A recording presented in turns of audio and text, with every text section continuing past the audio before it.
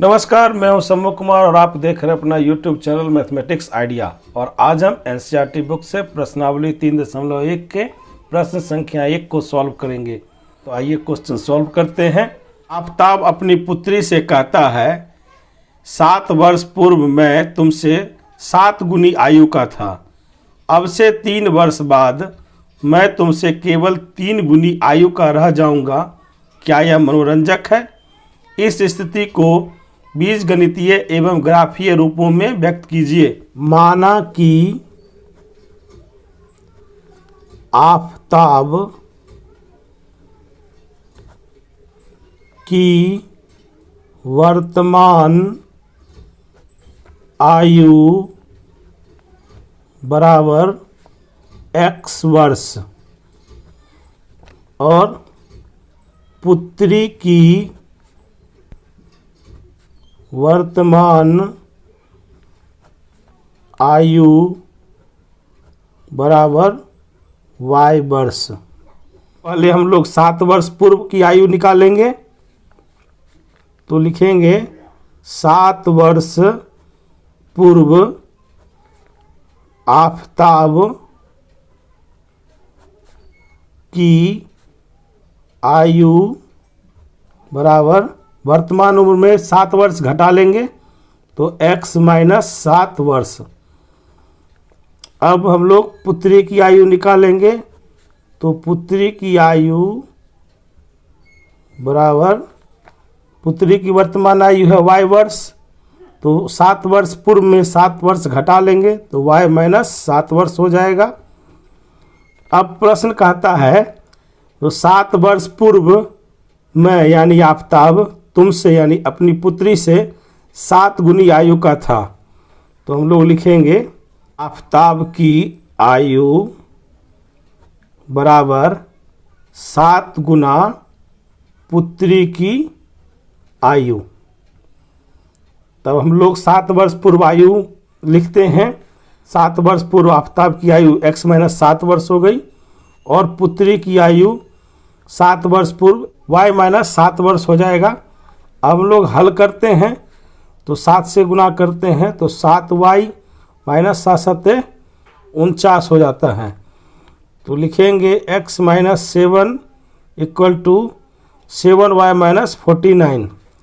अब हम लोग दाहिने पद को बाईं तरफ ले आते हैं तो x - 7 यहाँ +7y है तो बाईं तरफ लाएंगे तो -7y हो जाएगा और -49 है तो बाईं तरफ लाएंगे तो +49 हो जाएगा। इस प्रकार x - 7 - 7y + 49 = 0 प्राप्त होता है। लोग लिखेंगे x - 7y + 49 - 7 = 0। हल करेंगे तो 49 में से 7 घटाएंगे तो 42 प्राप्त होगा। तो इस प्रकार x - 7y + 42 = 0 यह एक समीकरण प्राप्त होता है। इसे हम लोग समीकरण 1 मान लेते हैं। दूसरी शर्त है, अब से 3 वर्ष बाद मैं तुमसे केवल 3 गुनी आयु का रह जाऊंगा। तो हम लोग 3 वर्ष बाद की उम्र निकालते हैं। तो लिखेंगे 3 वर्ष बाद आफताब की आयु। तो आफताब की वर्तमान उम्र है x वर्ष। 3 वर्ष बाद तो हो जाएगा x + 3 वर्ष। पुत्री की आयु, पुत्री की वर्तमान आयु y वर्ष है तो 3 वर्ष बाद y + 3 वर्ष हो जाएगा। प्रश्न में देखते हैं आफताब की आयु पुत्री की आयु की 3 गुनी है। तो लिखेंगे 3 गुने पुत्री की आयु। तो आफताब की आयु है x + 3 और पुत्री की आयु है y + 3। तो यहाँ हम लोग हल करेंगे 3 गुने y 3y हो जाएगा और 3 गुने 3 9 हो जाएगा। इस प्रकार x + 3 = 3y + 9 हो जाता है। अब 3y + 9 वाले टर्म को हम लोग बाईं तरफ ले आते हैं तो लिखेंगे x + 3 - 3y - 9 = 0। x - 3y - 9 + 3 = 0। अब यहाँ देखते हैं कि यहाँ -9 है, यहाँ +3 है, तो घटाते हैं तो -6 हो आएगा। तो हम लोग लिखेंगे x - 3y - 6 = 0। इसे हम लोग समीकरण 2 मान लेते हैं। इस प्रकार हमें प्रश्न का बीजगणितीय रूप में 2 हल प्राप्त होता है। x - 7y + 42 = 0 और दूसरा समीकरण प्राप्त होता है x - 3y - 6 = 0। इन दोनों बीजगणितीय समीकरण को हम लोग ग्राफीय रूप में देखते हैं। प्रश्न संख्या 1 से हमें 2 बीजगणितीय समीकरण प्राप्त होता है। पहला समीकरण है x - 7y + 42 = 0 और दूसरा समीकरण है x - 3y - 6 = 0। तो हम इसे हल करते हैं। x = 7y को दाहिनी तरफ ले जाएंगे तो +7y और +42 को दाहिनी तरफ ले जाएंगे तो -42 हो जाएगा। y का मान 7 देने पर 7 × 7 - 42 तो 7 × 7 - 42 तो घट करके हमें x का मान 7 प्राप्त होता है। इस प्रकार हम लोग लिखेंगे यहाँ पर y = 7 और x = 7।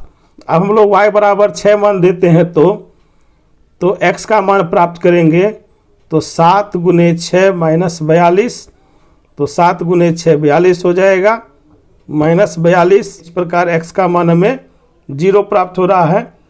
तो y का मान 6 देने पर x का मान 0 प्राप्त हो रहा है।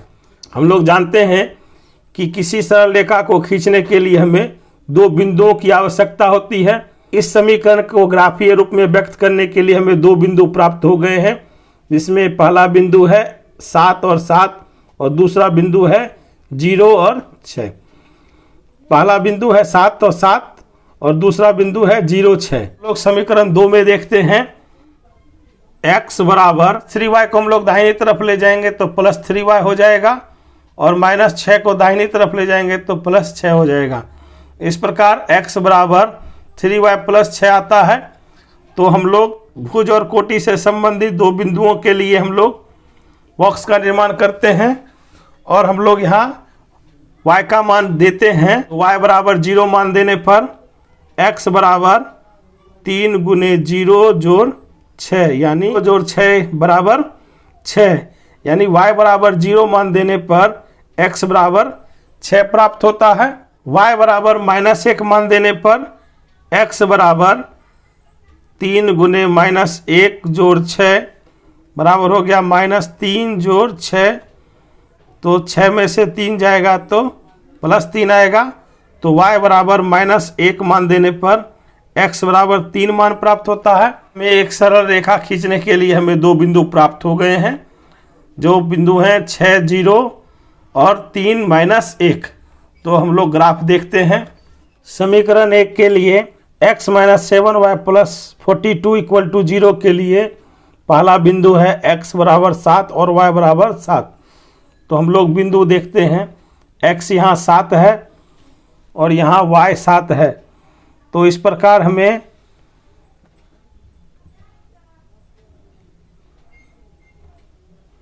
x = 7 और y = 7 मान प्राप्त होता है। इस प्रकार हमें एक बिंदु प्राप्त होता है जिसमें x 7 है और y 7 है। अब हम लोग दूसरा बिंदु देखते हैं जो x 0 है और y 6 है। तो x यहाँ 0 है और y यहाँ 6 है। तो इस प्रकार हमें दूसरा बिंदु प्राप्त होता है जिसमें x = 0 और y = 6 प्राप्त होता है। इससे हम लोग एक ग्राफ खींचते हैं। इन दोनों बिंदुओं से हम लोग एक ग्राफ खींचते हैं जिसका नाम हम लोग A और B देते हैं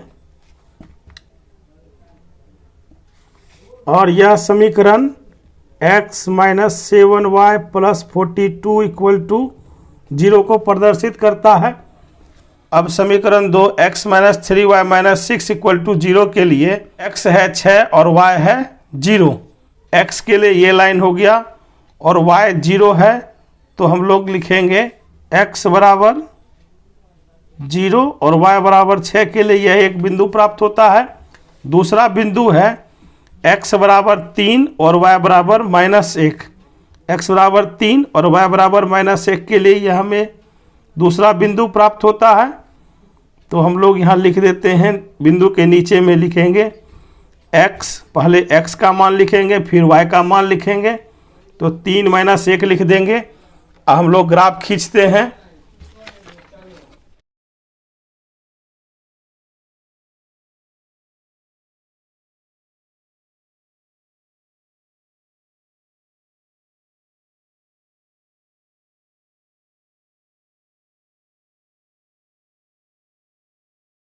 हम लोग ग्राफ खींचते हैं तो हमें पता है कोई रेखा खींचने के लिए हमें दो बिंदुओं की आवश्यकता होती है, तो हमें दो बिंदु प्राप्त हैं, तो हम लोग रेखा खींचते हैं। इस रेखा को हम लोग C और D नाम देते हैं।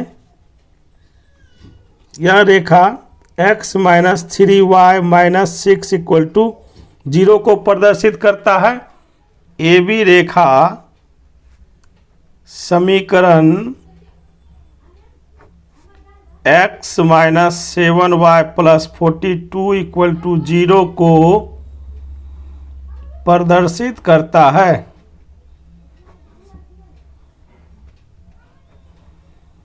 और समीकरण 2 के लिए लिखेंगे रेखा CD समीकरण x minus 3y minus 6 equal to 0 को प्रदर्शित करता है।